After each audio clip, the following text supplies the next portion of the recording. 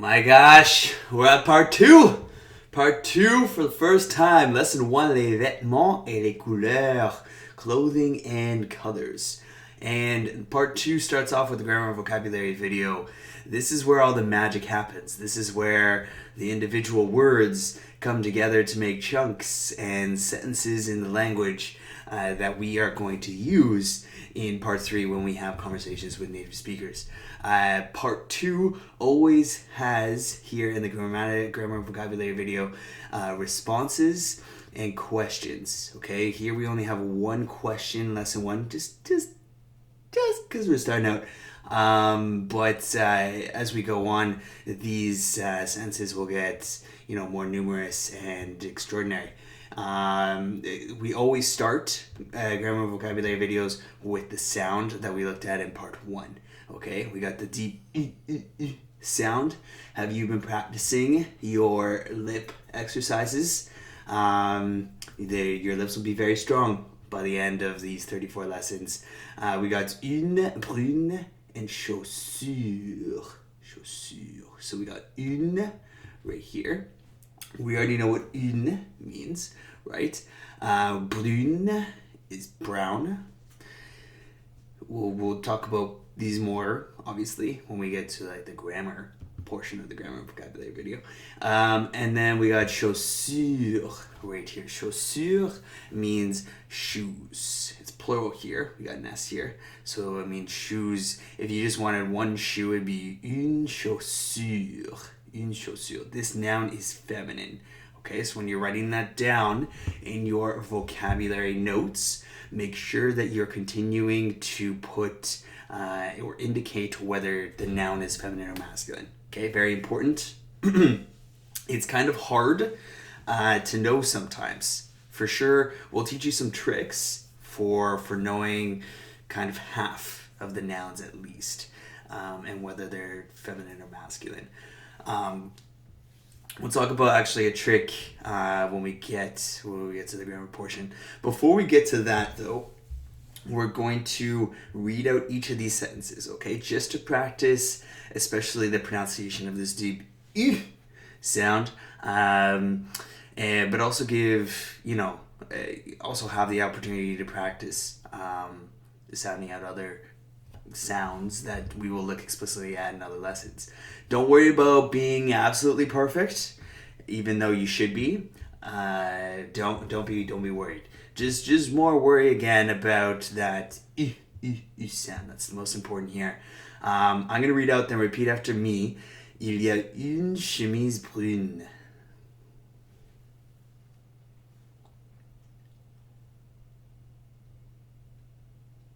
Amazing. You're doing fantastic. Okay? Il y a un chapeau bleu et noir.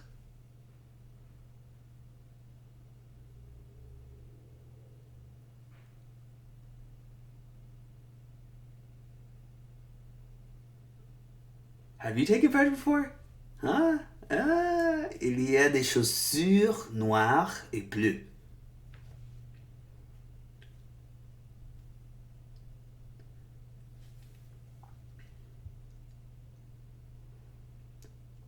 Il y a un short vert.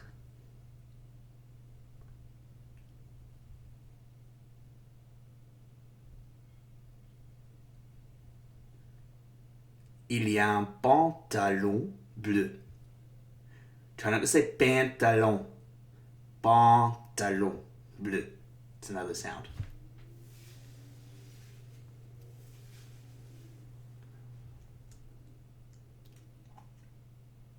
Good. Il y a un sac à dos vert.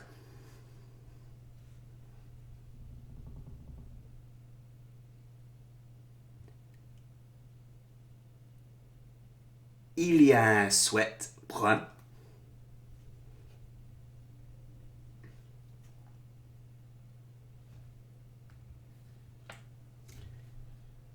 Il y a un t-shirt violet et gris.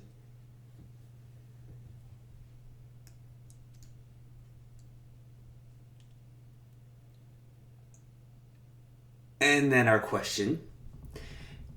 Qu'est-ce qu'il y a là-bas? I'll say that again. Qu'est-ce qu'il y a là-bas? Sounds like this. Qu'est-ce qu'il y a là-bas? Qu'est-ce qu'il y a là-bas? It sounds like a Harry Potter spell. Qu'est-ce qu'il y a là-bas? Do it. Do it with anger. Say it with anger.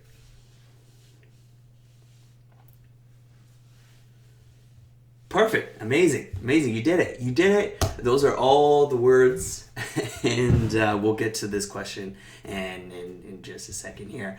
First, though, the first grammar piece that we could point out, because we're already talking about nouns, is that each of the nouns that look like they're straight out of English, that the French just straight out stole shamelessly, are 95% of the time masculine. Okay, so un short is an English word.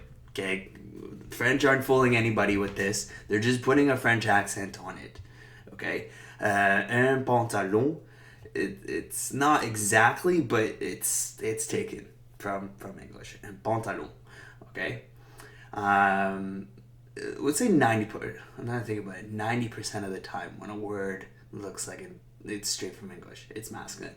We'll talk about it more later. Un sweat is a sweater. Again, straight out of English, without shame. And then a t-shirt is a t-shirt, right? So all of those, you can kind of guess the meanings before we even get into anything.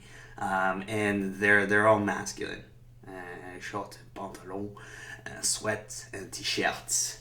All right. Now, grammar-wise, let's get into the actual grammar. We start each of these sentences with something magical here. Il y a. Il y a is a very good group of words. It means there is or there are. Let me see here one second. Il y a.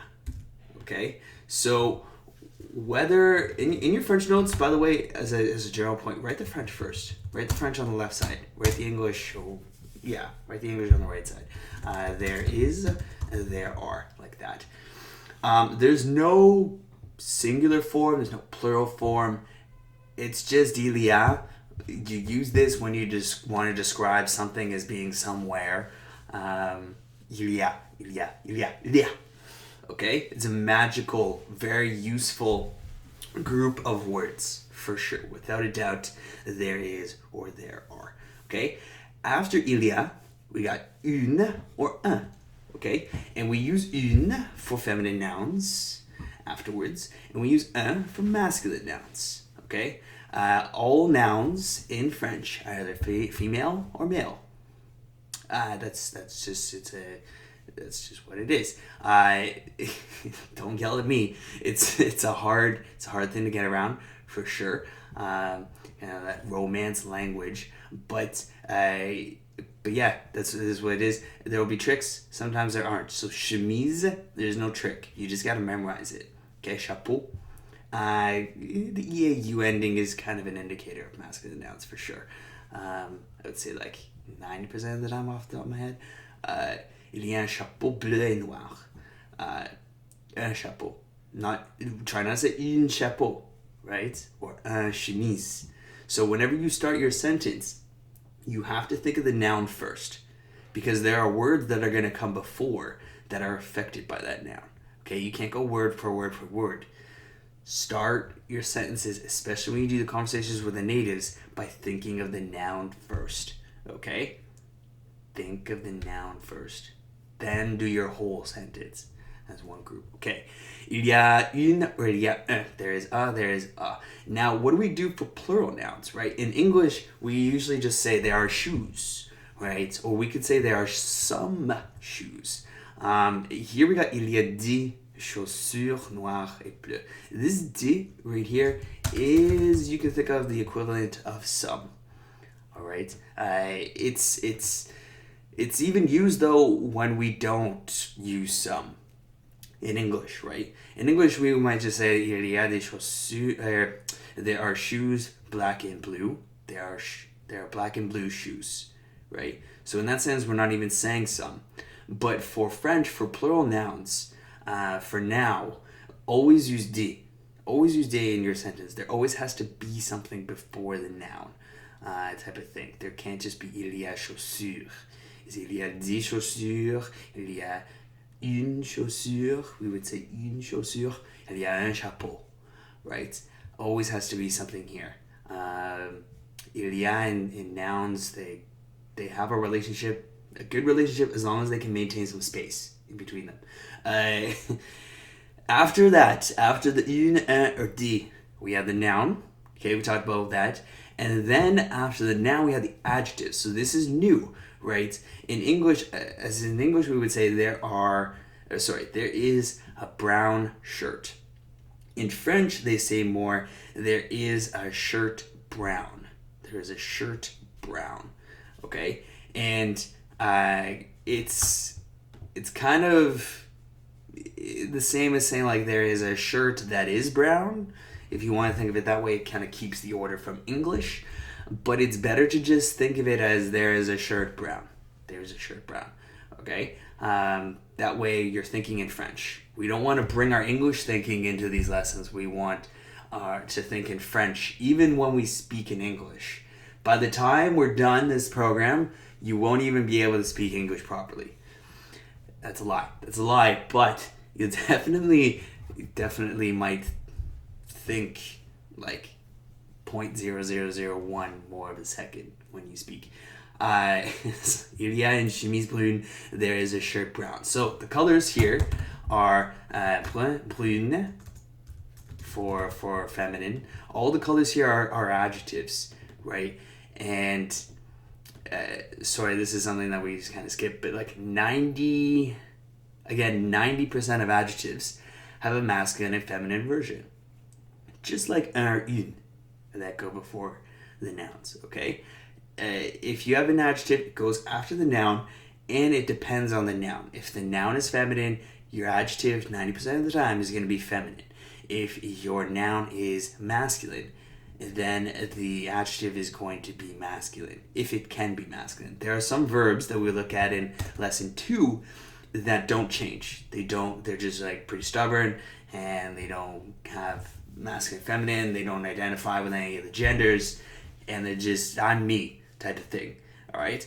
For lesson 1 here, these colors here all have a feminine and masculine version. So let's just go through them. Brun, brune means brown. Vert, verte means green. Then we got bleu. And then bleu. Okay, for blue. We got noir, noir for black. We got gris or grise. Sorry, for gray. And then we got violet or violette. Copy these down. So brown, green, blue, black, gray, purple. Purple is this last one here. It's a little strange. Hurry up. Actually, just pause the video if you need more time. Just pause the video. Brown, green, blue, black, gray, purple. So what's going on here? All of these can take an E afterwards, just like we put an E at the end of it to make une, okay? And when we do that, when we put the E afterwards, it kind of makes us pronounce the consonant before, right? We're not really saying the N sound there, but une, we're saying the N sound because of the E. Same thing happens with all other words when we put an E at the end afterwards. So brun becomes brune, vert becomes verte. We don't normally pronounce this consonant, okay? This is kind of like a vowel sound, so it just sounds the same. Bleu, bleu. Noir, noir. This R is pronounced either way. Gris, grise. Here we pronounce the Z, kind of when the E is after. And then violet, violette.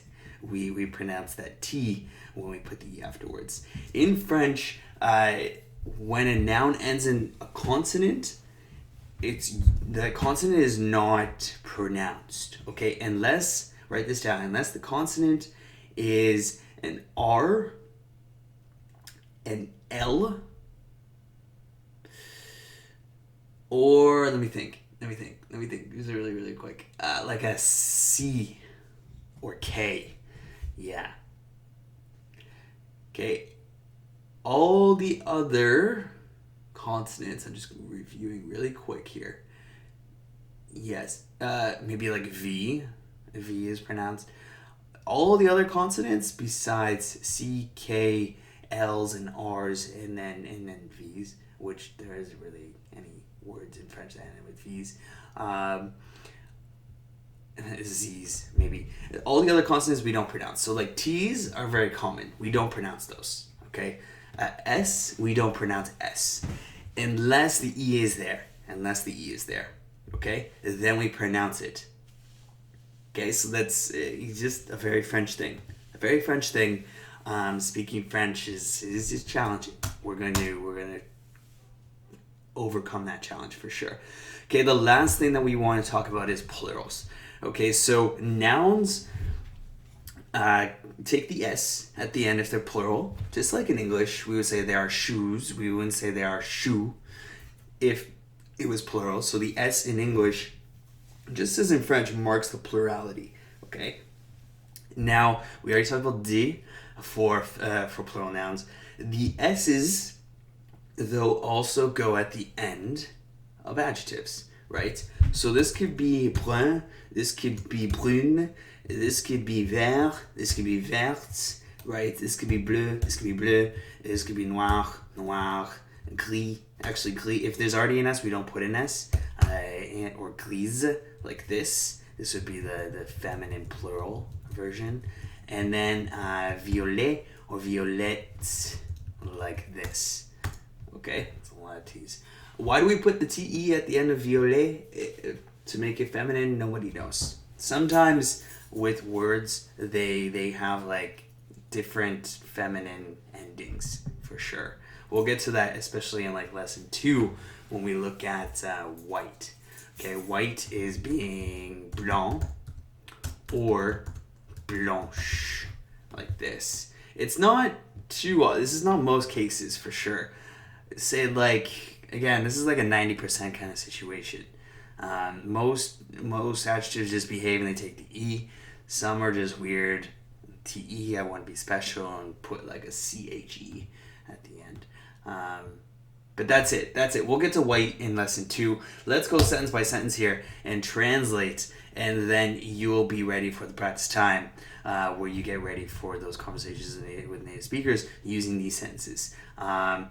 So, il y a une chemise brune, there is a shirt brown. We talked about that. Il y a un chapeau bleu et noir. There is a hat blue and black. This right here, it means and. Okay? And if this was a feminine noun like chemise, bleu et noir, we would say it the same way. That writing the E at the end sometimes is only important for if we were going to write. But sometimes it is very important when we're speaking, right? Depends. Like it makes a big difference orally for bleu and brune, right? But bleu et noir, we pronounce it the same anyways. So there is a hat, a chapeau is a hat. Write that down, and then means and. Il y a des chaussures noires et bleues. So there are shoes, black and blue. Okay, these look different from here for a good reason, because this is a feminine plural noun. Okay, we've talked about chaussures. Il y a un short vert. Okay, when it's a word, again, straight out of English, we do pronounce that T. We would pronounce that like S. We would pronounce that all the other consonants. Because it's a word straight out of it. That's why we say t-shirt, sweat, short. But then we say vert. We don't pronounce this T when it's a French word. There is a short green. Il y a un pantalon bleu. There is a pant blue. Okay, we consider these singular nouns because it's just one article of clothing, right? Don't know why in English anything below our waist is kind of plural, right? We have a shirt with multiple sleeves, but then pants with multiple sleeves there is plural somehow. It's just one piece of clothing, though, right? So the French know what's going on here. In English, I don't know what we're doing. But il y a un pantalon bleu. There is a pant blue. Keep it singular. There are like few that would make these plural, but you won't be in the special club if you say these as plural. Il y a un sac à dos vert. Il y a un sac à dos vert. There is a backpack green. Un sac à dos means literally a bag to back. So there's a couple vocabulary words here if you want. Un sac is a bag. Un dos, both masculine, is a bag. And then un sac à dos vert is a backpack. Green. Alright? There you go. Lots of words. We will get to those words for sure. Sac, especially in like lesson 5, when we talk about quantities of things. Il y a un sweat brun. There is a sweater brown. Il y a un t-shirt violet et gris. There is a t-shirt purple and gray. And then we have finally arrived to our Qu'est-ce qu'il y a là-bas? Which is a magical group of words. We don't have to study each of the words individually. This just means what's over there. Okay, what's over there? I mean, unless you're writing, just memorize the sound. Qu'est-ce qu'il y a là-bas? Qu'est-ce qu'il y a là-bas? We will be using qu'est-ce qu'il y a a lot. Là-bas means over there. So you will get used to this stuff. But if you want for just right now, just qu'est-ce qu'il y a là-bas as like a chunk of words in the place of learning each word individually. What's over there? So in the conversations, we're going to be like, oh, what's over there? And then you'll say, oh, il y a un pantalon brun et noir. Maybe. There is a pant brown and black. All right? This is lesson 1. It's going to be great. Lesson 2 is going to be reusing this stuff. For sure, we're going to see the return of il y a. Right? But instead of just asking one question here, we will include like, where is my pant brown and black? Right? And then you'll be able to say, oh, there is a pant brown and black with yellow circles over there, the width. And then introducing a new noun with circles yellow. All right? So practicing changing these adjectives to the nouns. That's all for lesson 1 though. And you got some practice time next where you can practice these sentences. You are on your way. You're already more advanced just by this lesson than like people who study French for like, I don't know, 2 months who can't speak anything, right? Most of the time. I was there before.